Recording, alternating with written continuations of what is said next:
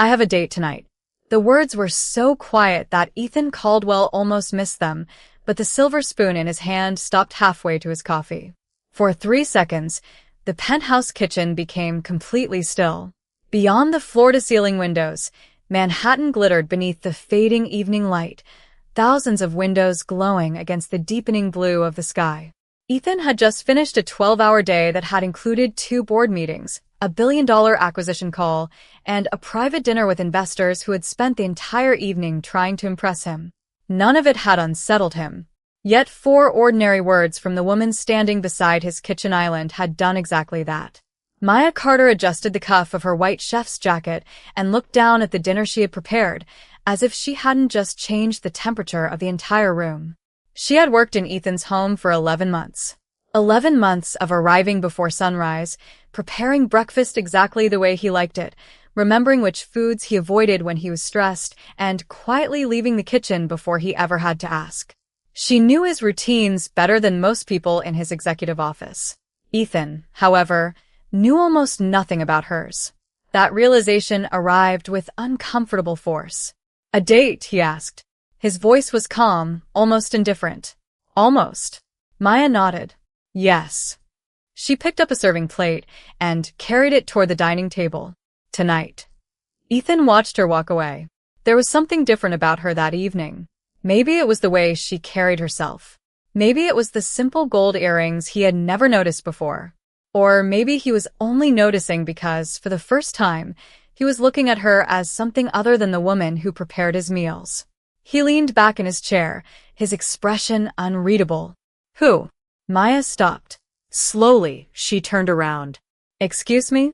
Who are you going with?" The question came out faster than he intended. Her eyebrows lifted. "I'm sorry." "I didn't realize I needed to give you my evening schedule." Ethan said nothing. She was right. He knew that. She was his cook, not his employee to command outside. Working hours, and certainly not someone who owed him an explanation about her personal life. Yet the thought of another man sitting across from Maya, listening to her laugh, learning what made her smile, suddenly felt strangely difficult to accept. "You don't," he finally said. Maya gave him a small, polite smile. "Good. Then I'll see you tomorrow morning." She turned toward the hallway. Ethan watched her disappear through the doorway, and for the first time in years, the man who could control a company with a single decision found himself completely unable to control one simple thought. He had spent 11 months believing Maya was simply part of his perfectly organized life. Now, with one sentence, she had made him wonder whether he had been overlooking the most important person in it. The next morning, Maya arrived at the penthouse at 6:30, just as she had every weekday for the past 11 months. The city was still waking beneath a pale gray sky, and the kitchen windows carried a thin reflection of her white chef's jacket as she tied her apron and began preparing breakfast. She expected Ethan to appear at 7:15. He usually did. He would walk in with his phone in one hand, scan the kitchen without saying much, and take the same seat near the window. But that morning, something felt different. At 7:10, Ethan entered without his usual phone call in progress. He stopped when he saw Maya arranging fresh fruit beside a plate of eggs and toast. "Good morning," she said. "Good morning." His eyes remained on her for a moment longer than necessary. Maya noticed, but said nothing. She placed his coffee on the table exactly as he preferred it. "You have a meeting at 8, right?" she asked. 8:30. "Then you have an extra 20 minutes. Ethan looked at the clock. "You remembered." Maya smiled faintly. "You are predictable." It was the kind of harmless comment she had made hundreds of times, yet Ethan found himself thinking about it long after she returned to the kitchen. Predictable. His life was predictable. His meals were predictable. His schedule was predictable. Even his home was designed around efficiency, with everything placed exactly where it belonged. Maya had somehow become part of that system without him noticing. For 11 months, she had moved through his mornings like quiet music in the background. She never demanded attention. She never complained about the long hours when his schedule changed. She simply worked, listened, and remembered. But now Ethan found himself remembering things about her. She always called her mother during her lunch break. She carried a small notebook filled with handwritten recipes. She loved old jazz records, even though the penthouse sound system was almost always playing business news. Once, months ago, she had mentioned that her grandmother taught her to cook when she was 8 years old. Ethan had forgotten the conversation at the time. Now he remembered every word he could. "Are you still going out tonight?" he asked. Maya looked up from the cutting board. "Yes." There was no hesitation in her answer. Ethan nodded slowly. "You seem excited." "I am." She returned to her work. "It has been a long time since I did something just for myself." That sentence stayed with him. Ethan had spent years surrounded by people who wanted something from him. Investors wanted his approval. Executives wanted his attention. Business partners wanted his signature. Yet Maya had never asked him for anything beyond a fair workplace and the freedom to do her job well. He suddenly wondered what she wanted when she was not working for him. The question followed him through breakfast, through his first meeting, and into the elevator 20 minutes later. By 9:30, Ethan was sitting at the head of a conference table surrounded by executives discussing a major expansion. Numbers appeared across a large screen. Everyone waited for his decision. Normally, he would have noticed every detail. That morning, his attention drifted to a completely different question. Who was Maya meeting tonight? And why did the answer matter so much to him? "I have no idea why I'm thinking about her tonight." Ethan stared at the final line of a financial report without reading a single word. It was nearly 5:30 in the afternoon, and his office on the 32nd floor had already emptied. Beyond the glass walls, Manhattan was glowing beneath the orange light of sunset. His assistant had placed 3 reminders on his calendar, yet Ethan had ignored all of them. His mind kept returning to the kitchen, to Maya, to the calm way she had answered him that morning. "It has been a long time since I did something just for myself." Ethan closed the report. He had spent most of his adult life believing emotions were distractions. In business, hesitation cost opportunities. In leadership, uncertainty weakened decisions. He had built his company by learning when to listen, when to wait, and when to walk away. But Maya had introduced a problem he could not solve with numbers. He did not know what he wanted from her. He only knew that the thought of her spending the evening with someone else bothered him more than it should. At 6:15, Ethan returned to the penthouse earlier than planned. The kitchen lights were on. Maya stood at the counter, checking a handwritten list while a pot simmered quietly on the stove. She looked up when she heard him. "You are home early." The meeting ended. It was not true. The meeting had another 40 minutes scheduled. Maya seemed to know that, but she did not challenge him. She glanced toward the clock. "You should get ready." Ethan loosened his tie. "For what?" "Your dinner." "I thought you were the one going out." A small smile appeared on her face. "I am. But you have dinner plans too, remember?" Ethan had completely forgotten. His former business partner had invited him to a private restaurant downtown. Normally, he would have considered the evening useful. Tonight, it suddenly felt inconvenient. "I may cancel." Maya's expression changed. "Why?" Ethan looked at her. He had no answer that sounded reasonable. "I have other things to do." She nodded and returned to her list. "You should go." Something about her tone made him pause. "Why?" Maya placed the pen down. "Because you spend too much time working. You should have a life outside this apartment too." Ethan almost laughed. The irony was not lost on him. She was encouraging him to go enjoy his evening while he had been quietly wondering how to keep her from leaving hers. "Do you always give advice to your employer?" he asked. Maya looked at him with a hint of amusement. "Only when he needs it." For the first time that day, Ethan smiled. It disappeared quickly, but she saw it. Then her phone vibrated on the counter. Maya glanced at the screen, and her expression softened. Ethan noticed. He hated that he noticed. "Is that your date?" he asked. Maya picked up the phone. "Maybe." She walked toward the hallway, leaving him alone with the quiet hum of the kitchen. Ethan watched her disappear, and something inside him finally became impossible to ignore. He was jealous. He did not like the feeling. He liked even less that he had no right to it. Then Maya stopped at the doorway and looked back. "Ethan?" "Yes." "You should know something before tonight." She hesitated. The person I am meeting is going to ask me an important question. Ethan's expression tightened. What question? Maya gave him a thoughtful look. I think you will find out soon enough. Then she walked away. Ethan remained completely still. For the first time, the evening ahead felt like something he could not prepare for. At 7:20 that evening, Maya stepped out of the penthouse wearing a simple navy dress beneath a light coat, her small handbag resting against her shoulder. Ethan stood near the kitchen island, pretending to review an email he had already read 3 times. He looked up when she passed him. You are leaving. Maya smiled. That was the plan. He glanced at the clock. You said someone was going to ask you an important question. I did. And you know what the question will be? I have a pretty good idea. Her calmness made Ethan more curious. He wanted to ask another question, but pride stopped him. Instead, he stepped aside and let her walk toward the elevator. Have a good evening, he said. Maya turned back. You too, Ethan. The elevator doors closed. Ethan remained where he was, listening to the faint sound of the machinery carrying her toward the lobby. Something about the moment felt final. He had no reason to believe it was, yet his instincts kept telling him that something was changing. 10 minutes later, Ethan was still, standing in the same place. His phone rang. It was Daniel Brooks, his longtime business partner. Are you coming to dinner? Daniel asked. Ethan looked toward the elevator. I might be late. Daniel laughed. You are never late. Tonight I am. After the call ended, Ethan walked toward the windows. From the 38th floor, the streets below looked almost peaceful. Cars moved through the avenues like streams of light. Somewhere down there, Maya was sitting across from someone who apparently had something important to ask her.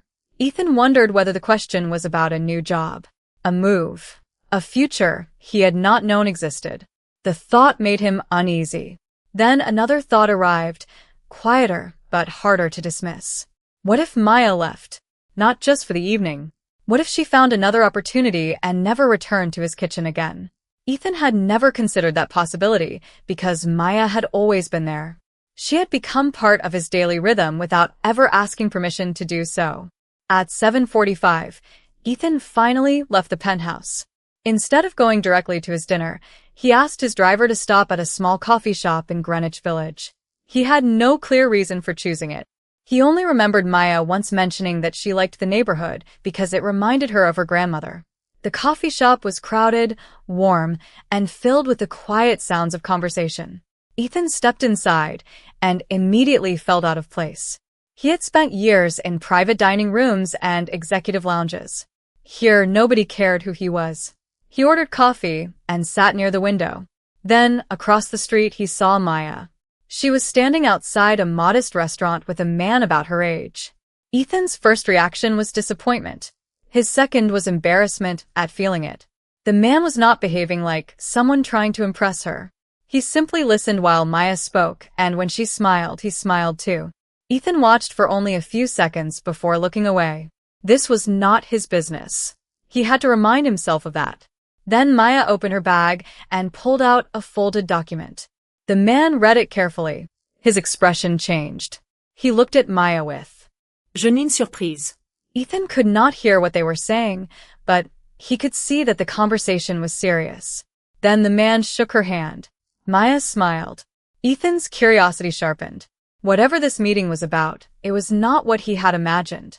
And for the first time, he wondered whether the person Maya was meeting had nothing to do with romance at all. The next morning, Ethan arrived at the penthouse before 7, but Maya was already there. She stood at the kitchen island with a cup of coffee beside her, reading the same folded document Ethan had seen the night before. When she noticed him, she quickly placed it beneath her notebook. Ethan stopped near the doorway. Good morning. Good morning. Her voice was calm, but there was something brighter in her expression. Ethan removed his coat and placed it over a chair. Did everything go well last night? Maya looked at him for a second. Very well. Good. He waited. She waited too. Neither said anything. Finally, Ethan asked, was the meeting about a job? Maya's eyebrows rose. You were curious. Ethan did not deny it. I saw you with someone. You saw me? By accident. Maya gave him a knowing smile. Of course. Ethan ignored the teasing. So, Maya reached beneath her notebook and pulled out the document. I received an offer. She placed it on the counter. Ethan looked down. The first line carried the name of a restaurant in Brooklyn. The position was not simply for a cook. It was an offer to become the head chef of a new restaurant opening in 6 weeks. Ethan read the details carefully. Salary. Schedule. Equity opportunity. A chance to create her own menu. A chance to lead a kitchen. A chance to build something that belonged entirely to her. He looked up. You are considering leaving? Maya nodded. Yes. The word landed more heavily than Ethan expected. He picked up the document again, even though he had already understood every line. How long have you known about this? Almost 2 weeks. And you did not tell me. Maya folded her arms gently. I was not sure it was going to happen. Ethan looked toward the kitchen. Everything seemed exactly as it had the day before. The polished counters. The copper pans. The neatly arranged ingredients. Yet suddenly the room felt different. Do you want to take it? He asked. Maya smiled, but her eyes became thoughtful. I think I do. Ethan nodded slowly. Why? She looked around the kitchen. Because I love cooking. But I do not want to spend the rest of my life only preparing someone else's meals. Ethan felt the truth of that sentence more deeply than he wanted to admit. Maya had always been dependable, patient, and quiet. He had mistaken her quietness for contentment. You should take it, he said. Maya seemed surprised. Really? If it is what you want. She studied his face. That is not what I expected you to say. Ethan looked down at the document. He wanted to say something else. He wanted to ask her to stay. He wanted to remind her that she had a secure position, a comfortable home, and everything she needed here. But every one of those arguments sounded wrong. They were reasons for him, not reasons for her. You worked hard for this, he said. You should have it. Maya's expression softened. Thank you. Ethan nodded. Then she added quietly, there is one more thing. He looked up. Maya took a breath. The man you saw last night was not my date. Ethan felt a strange relief before he could stop it. Maya noticed. This time, she smiled. He was the restaurant owner. Ethan said nothing. The room became quiet again. But now the silence carried a different question. If Maya was leaving, what exactly had Ethan been feeling all this time? For the rest of the morning, Ethan tried to work as if nothing had changed. It did not work. Every time he entered the kitchen, he noticed something he had never noticed before. The small notebook beside Maya's cutting board. The handwritten labels on her spice jars.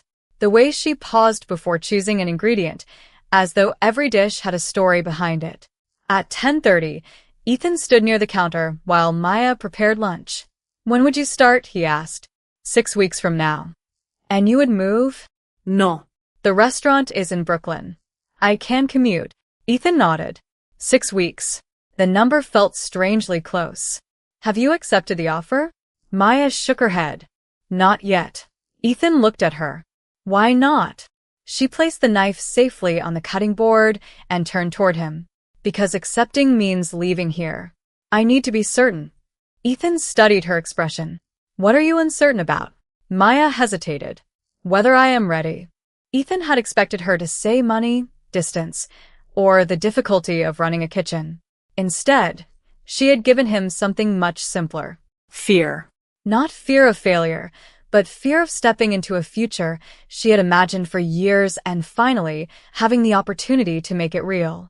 You are ready, Ethan said. Maya smiled softly. You sound very certain. I am. She looked surprised. You barely know anything about my cooking outside this kitchen. Ethan almost smiled. I know enough. The words came naturally, and for a moment neither of them moved. Maya looked away first. You know, when I started working here, I thought you would be impossible to please. Was I? Very. Ethan gave a quiet laugh. And now? Maya considered him. Now I think you are just lonely. The words landed gently, but they reached somewhere Ethan rarely allowed anyone to go. He looked toward the windows. That is a serious accusation. It was not an accusation. Then what was it? Maya returned to the stove. An observation. Ethan watched her for a moment. He wanted to ask how she could see something in him that he had spent years hiding from everyone else. Instead, he asked the easier question. What do you need to feel ready? Maya looked at the restaurant offer on the counter. Someone to tell me that choosing myself does not make me selfish. Ethan answered without hesitation. It does not. Maya's eyes met his. Even if it means leaving you? Ethan went completely still. There it was. The question he had been avoiding since the night before. He could have answered as her employer. He could have reminded her that her contract allowed him to negotiate another arrangement. He could have offered more money, better hours, anything that might persuade her to stay. But none of those things would answer what she had really asked. Ethan took a slow breath. Yes, he said. Even then, Maya smiled and something in Ethan's chest tightened. Not because she was leaving, but because he finally understood that caring about someone meant wanting their future to be bigger, even when that future did not include him. Yet as Maya turned back toward the stove, Ethan realized there was one truth he still had not said aloud. He did not want to be the reason she stayed. He wanted, somehow, to become the reason she chose to come back. By the following Monday, Ethan had returned to his usual routine, but something inside that routine had changed. Maya had accepted the restaurant offer. She had not announced it dramatically or made a celebration out of it. She simply told Ethan over breakfast, I signed the agreement. He had looked at her for a long moment before answering. Congratulations. It was a simple word, but Maya could hear the sincerity in it. Thank you. She folded the document and placed it inside her notebook. I am excited. And nervous. You will be good. You really believe that? Ethan nodded. I would not say it if I did not. Maya smiled. For a moment, the kitchen felt exactly as it had before. Then Ethan noticed the moving boxes stacked near the hallway. She was not leaving immediately, but the future was already beginning to take shape around her. Over the next few days, Ethan found himself doing something unfamiliar. He started asking questions without expecting anything in return. What kind of menu would she create? What kind of atmosphere did she want? What did she hope people would remember after eating there? Maya answered each question with growing excitement. She talked about her grandmother's recipes, neighborhood ingredients, and the dream of creating a place where people could sit down after a long day and feel welcome. Ethan listened. Really listened. One evening, as they stood in the kitchen reviewing a rough menu, Maya noticed that Ethan had been unusually quiet. What are you thinking? She asked. He looked at the handwritten pages. That I have been looking at your work all this time without really seeing you. Maya lowered her eyes for a moment. What do you mean? I thought you were happy here because you never complained. She gave him a gentle smile. Sometimes being quiet means you are waiting for the right moment to speak. Ethan absorbed that sentence. He had built his entire life around making decisions quickly. Maya had taught him something different. Some decisions needed time. Some feelings needed honesty. And some people could not be kept simply because you were afraid of losing them. That evening, Ethan finally decided he could no longer pretend his feelings were only curiosity. He found Maya near the dining room and stopped several feet away, giving her the space she always deserved. Maya. She turned. Yes. Ethan hesitated. For perhaps the first time in his professional life, he did not have a carefully prepared sentence. I've been trying to understand why your leaving bothers me so much. Maya waited quietly. And I think I finally understand. Her expression softened. Ethan continued. I care about you. The room became still. Maya did not look away, but she did not rush to answer either. Ethan took a breath. I am not asking you to stay. I am not asking you to change your plans. I just think you deserve to know the truth. Maya looked at him for several seconds.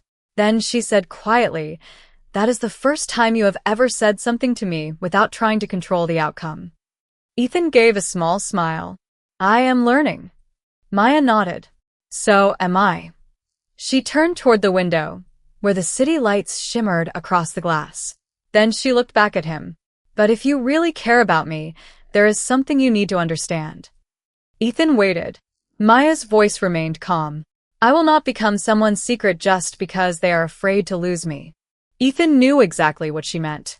And this time, he did not look away. I was wrong to think that caring about Maya meant finding a way to keep her close. The realization stayed with Ethan long after she walked away from the window that evening. For years, he had solved problems by applying pressure, offering incentives, or making decisions before anyone else had time to question them. But Maya was not a problem to solve. She was a person with a future of her own. The next morning, Ethan entered the kitchen carrying a folder. Maya looked up from her coffee. "What is that?" "Your restaurant plan." She looked surprised. "Why do you have it?" "Because I asked myself what I could do that would actually help you without deciding anything for you." He placed the folder on the counter and stepped back. Maya opened it carefully. Inside were notes about several local suppliers, a list of commercial kitchen equipment companies, and information about a small business mentor Ethan knew through one of his foundations. Maya looked through the pages in silence. "You did all this?" "Only the research. You decide what is useful." She closed the folder. Why? Ethan answered honestly. "Because you told me what you wanted. I listened." Her expression softened. "That means more than you know." Ethan pulled out a chair and sat across from her. "There is something else." Maya waited. "I do not want our situation to become complicated because I am your employer." Maya understood immediately. "You are thinking about your position. I am thinking about yours." Ethan paused. "If we are going to have any kind of relationship outside work, I do not want you wondering whether saying no to me could affect your job." Maya looked at him carefully. "What are you suggesting?"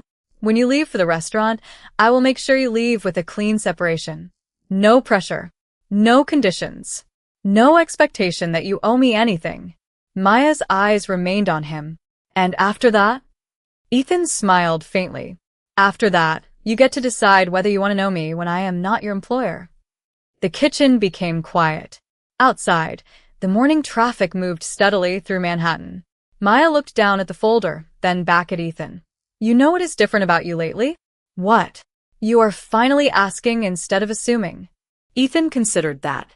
"I had a good teacher." Maya laughed softly. It was the first time they had laughed together without the weight of work between them. A week later, Maya began preparing for her final days at the penthouse. She packed her recipe notebooks, organized the kitchen shelves, and trained a replacement cook who would take over after she left. Ethan did not interfere. He respected the boundary he had promised. But one evening, Maya found him standing beside the dining table with 2 cups of coffee. "You are still here," she said. "I wanted to ask you something." She sat down. Ethan placed 1 cup in front of her. "Would you let me visit your restaurant when it opens?" Maya smiled. "As a customer?" "As a customer." She thought for a moment. "Then you'll have to make a reservation like everyone else." Ethan nodded. "Fair enough." Maya picked up her coffee. "And Ethan?" "Yes. If you want to know me outside this kitchen, you're going to have to meet me halfway." He smiled. "I will." For the first time, there was no hesitation in either of them. Ethan had finally stopped trying to hold on. And Maya had finally begun to wonder what might happen if she chose to stay in his life by her own choice. 6 weeks later, the doors of Maya Carter's restaurant opened for the first time.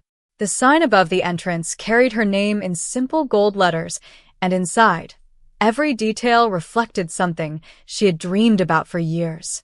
The warm wooden tables had been chosen to make the room feel welcoming.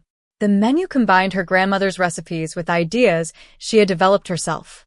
Even the small kitchen in the back felt different from every kitchen she had worked in before. It was hers.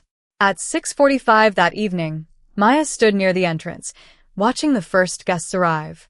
Her hands were steady, but her heart was racing. She had spent years imagining this moment, yet nothing had prepared her for seeing strangers sit down and order food she had created. Then the host approached her with a message. "You have a reservation at table 12. Maya glanced at the list. The name made her smile. Ethan Caldwell. She had expected him to come eventually, but seeing his name on the reservation list still made something inside her shift. A few minutes later, Ethan walked through the door alone. No assistants. No business partners. No special treatment. He wore a simple dark jacket instead of the formal suits he usually wore to meetings, and for once, He looked less like the billionaire CEO everyone recognized and more like the man Maya had slowly come to know. Their eyes met across the restaurant. Ethan smiled. Congratulations. Maya walked toward him. You actually made a reservation. You told me to. Most people would have asked for a favor. I am trying to learn. Maya laughed softly. I notice. She led him to his table. Ethan looked around the room before sitting down. You did all this? Maya nodded. I did. It is beautiful. Thank you. She handed him the menu. And remember, you are a customer tonight. Ethan accepted it with a smile. Understood. Maya started to walk away, then stopped. One more thing. Ethan looked up. Yes. You cannot order the usual breakfast. He laughed. That seems unfair. This is my restaurant. I make the rules. Ethan looked at her for a moment, and the smile on his face became warmer. Then surprise me. Maya nodded and returned to the kitchen. Throughout dinner, Ethan noticed how naturally she moved through the room. She greeted guests by name, checked on tables, answered questions, and stepped into the kitchen when something needed her attention. She was no longer simply the woman who prepared meals in his penthouse. She was a leader. She was confident. She had built something of her own. And Ethan realized that was exactly what he had wanted for her, even before he understood why. When dinner ended, Maya brought him a small dessert she had created from one of her grandmother's recipes. Ethan took one bite and closed his eyes for a moment. This is incredible. Maya smiled. My grandmother would have asked for more sugar. Then I am glad she is not here to judge me. Maya laughed. The restaurant had grown quieter. Outside, the city lights reflected across the windows. Ethan placed his fork down. Maya. She looked at him. I came here because I wanted to see what you built. He paused. But I think I came for another reason too. Maya waited. I wanted to know if there was still a place for me in your life. Her expression softened. There is. Ethan looked surprised. Maya continued, but not because you are my employer. Not because you are a billionaire. Not because you can make things easier for me. She smiled. Because I choose it. Ethan nodded slowly. For once, he did not need to control what happened next. He simply reached for his coffee and smiled. Then I will take that as a very good answer. Maya smiled back. The room was quiet around them, filled with warm light, soft conversation, and the gentle sound of dishes being cleared. Ethan had once believed that having everything meant never having to let anything go. Maya had taught him something far more valuable. Sometimes the person you are afraid to lose can only truly stay when you give them the freedom to leave.